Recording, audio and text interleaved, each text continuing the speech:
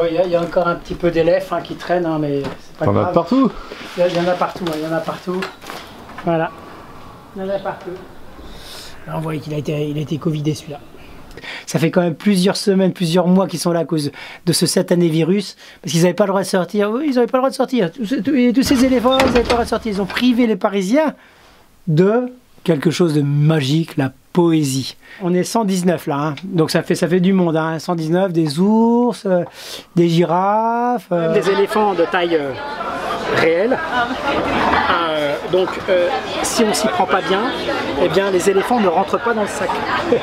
Et là c'est le drame. Là, il y a un zoo là-dedans, il y a un zoo. Dans un sac comme ça, il y a jusqu'à 10 bestioles. Alors, tout ça, c'est récupéré juste à côté. Parce qu'on est à côté du marché Saint-Pierre et bien sûr, il y a des tissus qui sont utilisés qu'à moitié. Et donc moi, je les récupère et je m'en sers. Voilà, je sers des éléphants.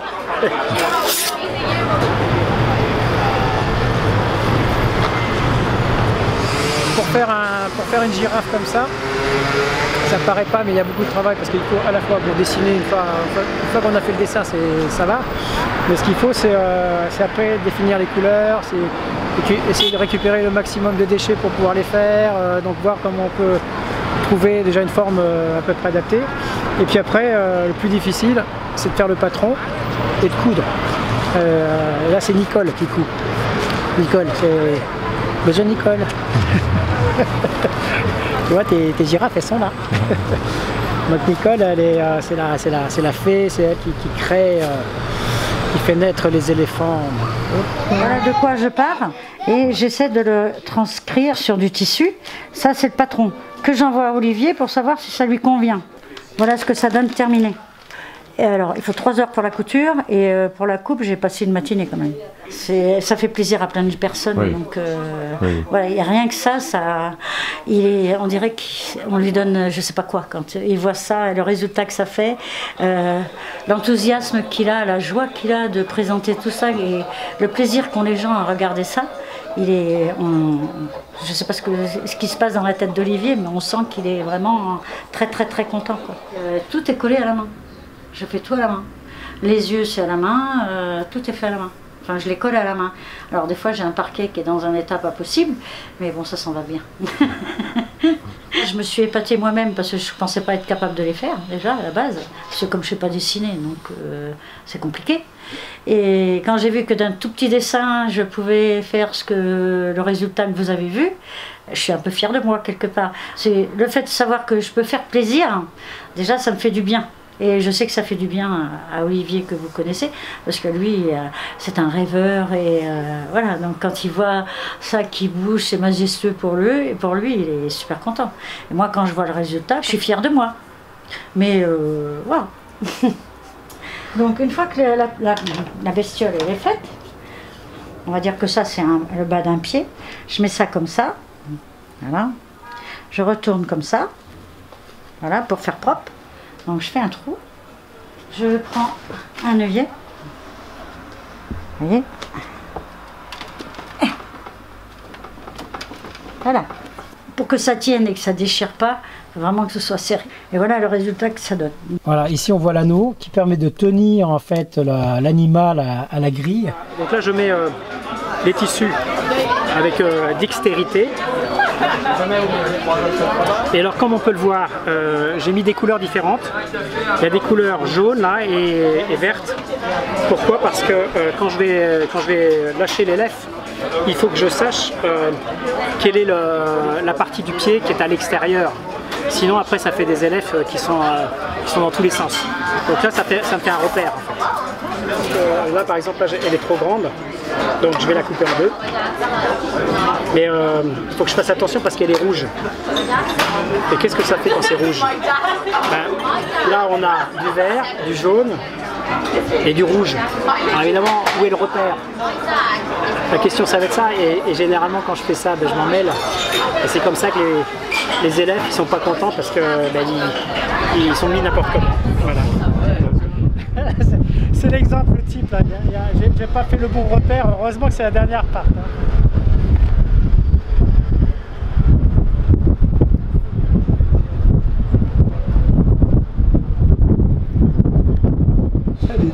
t'as les doigts, tu sais, ils peuvent plus bouger, il faut que ça... Alors tu sais, t'as vu comment je passe quand je mets les tissus. Au début, il fallait que je trouve un moyen pour les rayes rapidement. Et je mettais une demi-heure pour faire ce que j'ai fait là en 5-10 minutes. Et donc je passais mes doigts là-dedans, comme ça. Et puis quand les doigts ils étaient gelés, ben, ça faisait... Ah, je sortais le truc, ça me faisait mal. Et puis maintenant j'ai trouvé c'est celui-là le meilleur doigt. C'est celui-là. Parce qu'en fait il est tout petit et il passe comme ça et puis il fait comme une épingle. Quand j'ai mis les premiers élèves en fait en 2017, il n'y avait jamais personne qui avait mis de choses dans les grilles. Donc quand j'ai commencé à mettre les morceaux de tissu, ça a nettoyé les grilles. Et comme il y a énormément de cochonneries qui se collent aux grilles, et bien en passant le doigt comme ça, il y a plein de choses qui sont sorties. Donc chez moi, je me suis vu dans la gueule, j'ai fait qu'est-ce qui m'arrive? J'étais tout noir partout, les mains complètement crades. C'est incroyable. Quand je me suis mouché, j'ai vu tout le truc, toutes les cochonneries dans le mouchoir. J'ai fait voilà, faut que je me protège. Et c'est pour ça que je mets le masque. J'ai mis le masque avant le Covid, moi. Ah, c'est super salissant. Et puis c'est pas bon pour la santé, hein, parce qu'il y a quand même beaucoup d'air qui sort comme ça. Parce que c'est assez ingrat hein, comme art. Hein. C'est très ingrat. Et puis c'est sale, Mais bon, voilà. T'es content de le faire quand même? Ouais, et je recommence tout le temps. Alors d'abord, combien il y a de bouches identifiées? Je crois qu'il doit y en avoir 330. Sachant que sur les 330, il y en a à peu près un bon tiers, une bonne centaine qui ne soufflent pas vraiment. Et on a vraiment 100. Lorsqu'on a lâché la centaine d'ours blancs, il y a maintenant quelques temps, on les a tout occupés, il y en avait 113 exactement. 113, mais il y en a plus, hein. Il faut élargir les pattes des éléphants pour capter le maximum d'air. Alors on a plusieurs forces, il y a la force 5, c'est la force la plus forte. C'est la grille qui se trouve devant le Moulin Rouge ici, elle est à Stalingrad et elle pousse à 4, donc elle pousse déjà un maximum. Donc on peut mettre des animaux qui montent assez haut, quasiment aussi haut que la structure métallique qui supporte le métro. J'en ai déjà fait qui dépassait même la structure. Et je suis déjà rentré là-dedans avec les gars de la SNCF, la RATP. C'est cool. Ouais, c'est sympa. Ah ben la RATP, ils aiment bien, ça les occupe. Ça les occupe. Ah, mais ça rend utile leurs installations. Enfin, ça rend utile. Disons qu'on les occupe simplement avec de la poésie, quoi. Puis ça abîme rien, si on veut les enlever, c'est facile à enlever. En fait. À Gambetta, en plein milieu de la circulation, où j'avais mis un éléphant, mais taille réelle, un rouge. Et on le voyait très très loin parce qu'il faisait comme ça, il faisait rigoler tout le monde. Bon, par exemple, cette grille-là, elle ne souffle plus. Ça fait maintenant 2 ans qu'elle ne souffle plus. Alors je fais un appel d'ailleurs, un appel général à la RATP.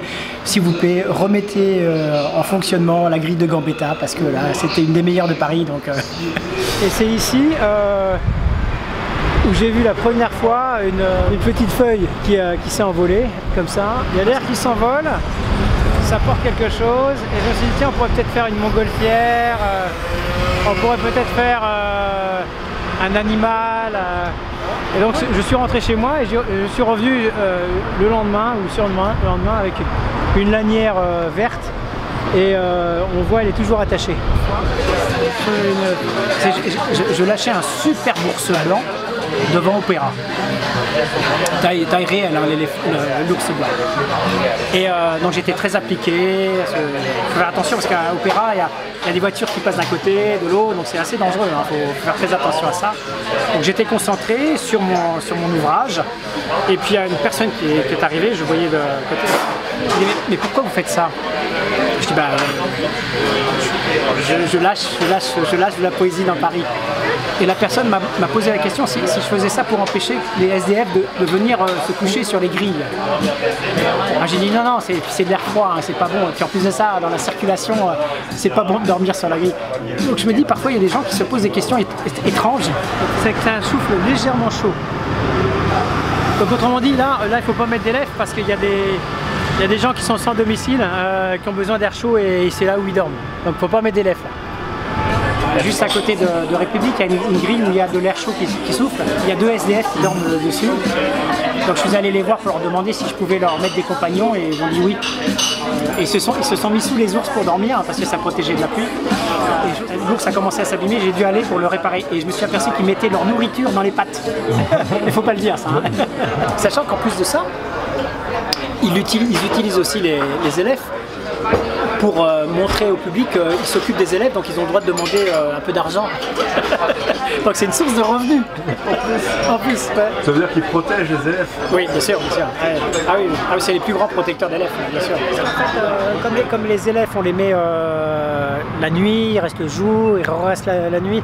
Le lendemain matin, il faut quand même que je passe. Donc en fait, il y a des surveillants du zoo qui me disent hey, là, il y a tel animal qui est abîmé, il faut lui réparer la patte. Donc ils m'avertissent et je passe. Voilà. Voilà. Donc c'est comme ça que ça marche. C'est le gardien des éléphants. Il est avec moi, on est ensemble. Hein. Voilà. C'est le meilleur ami. Ça fait 3 ans et demi presque. Et oui. C'est mon copain.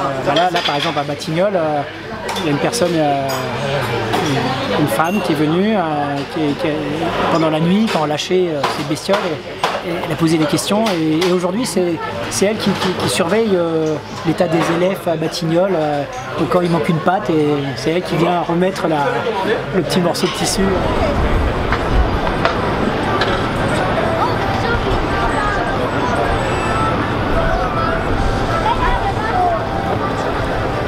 Et je l'ai vu notamment avec les populations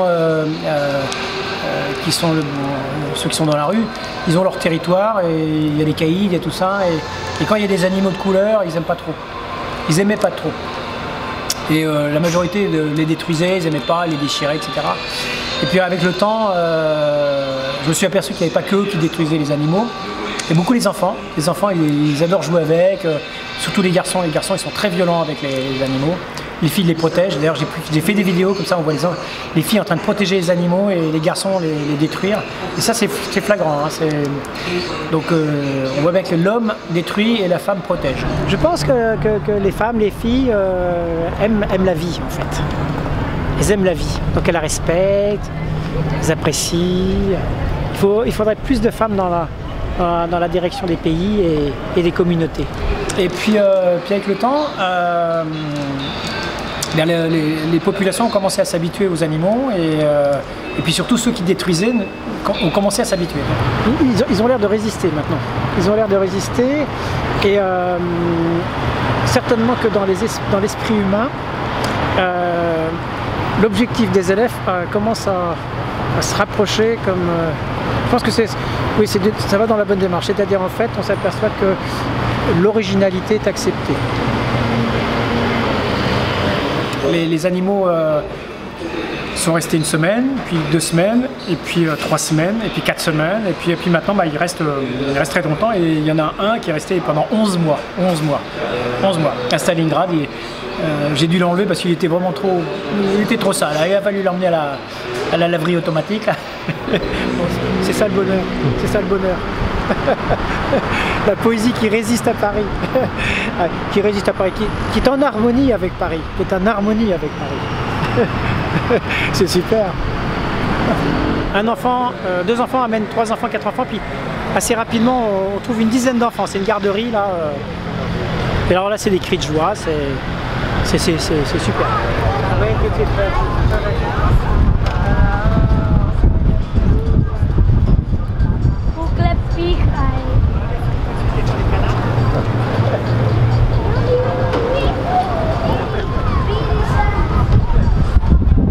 On peut toucher et sans risque de se blesser. Puisqu'en fait, il n'y a pas d'aiguille, il n'y a pas de partie métallique. Donc en fait, on peut mettre des enfants dans l'arène. Alors, ce qu'il faut faire attention quand même, c'est que l'air, c'est pas de l'air pur, hein, c'est de l'air vicié. Donc, s'il y a des enfants, il ne faut pas qu'ils y restent trop longtemps, comme nous-mêmes d'ailleurs. Hein. Bon, maintenant, on est tous habitués à porter un masque, donc ça peut aider. Quand ils voient les animaux, ils crient. Donc, ils crient de loin. On les entend, les enfants, ils disent « Ah, les animaux, les animaux !» Je vais donner un souvenir au papa. Non, plutôt à l'aventurier.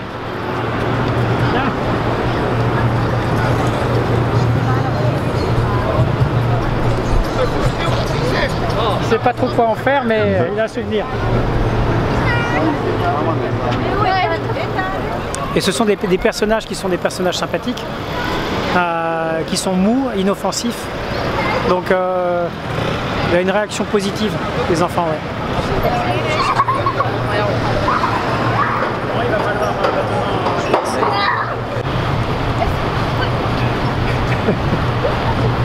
C'est stylé. Ah, ils sont bien. Hein.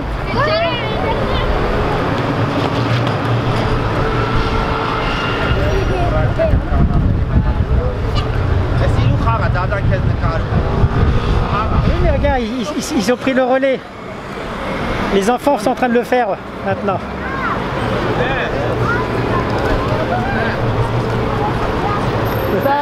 Oui, faut un peu tourner autour pour comprendre, mais c'est bon. Oui.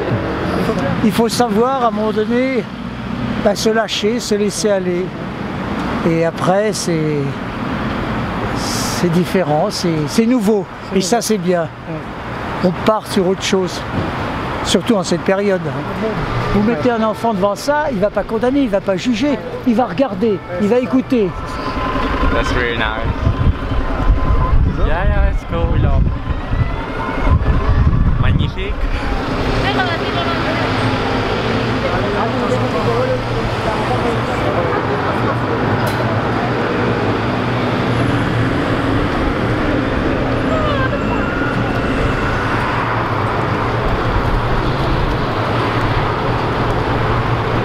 Ce qui est super intéressant, c'est que les personnes montent sur les grilles et s'aperçoivent qu'en fait il y a du vent. Et donc avec les animaux, les personnes montent plus facilement sur la tour, puisque ça rassure en fait, parce que c'est des grilles, donc on a peur naturellement, il y a ce vent fort. Et ce qu'on voit là, c'est des jeunes filles là, qui sont en train de laisser leurs cheveux s'envoler sur la grille à côté des animaux, et ça rassure en fait.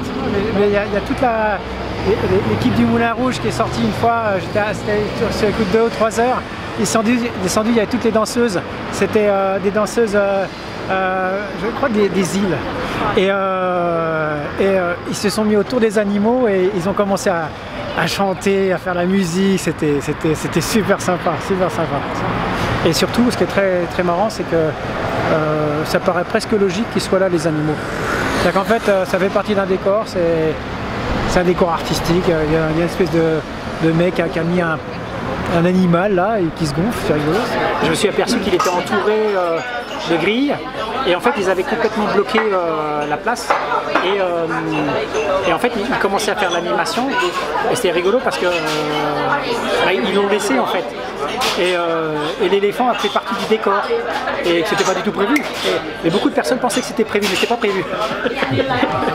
C'est pourquoi en fait l'installation là. Ah, c'est l'anniversaire du Moulin Rouge.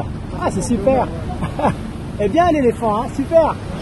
Si on regarde le Moulin Rouge, là où on a fait les essais des plus gros éléphants, il y a quelqu'un qui est venu me voir et m'a dit tu refais l'éléphant du moulin. Non, c'est mon éléphant. Si, mais va sur internet, regarde Moulin Rouge et tape éléphant. Ils ont construit un éléphant qui est plus grand que le moulin. Et on voit des cartes postales derrière le moulin et on voit un énorme éléphant. Et en fait, ils ont fait un éléphant en bois et en carton, et qui a duré assez longtemps. Hein. Et en fait, c'était un éléphant. Et donc, en fait, ce que je refais, c'est des éléphants devant le Moulin Rouge qui n'est plus ni moins que la réplique de ce qu'il y avait juste à côté. Enfin, c'est dingue. Les élèves sont autonomes. Je vois qu'ils ont perdu leur timidité puisqu'ils acceptent les enfants. Donc, on va pouvoir les laisser et on va repartir pour de nouvelles aventures.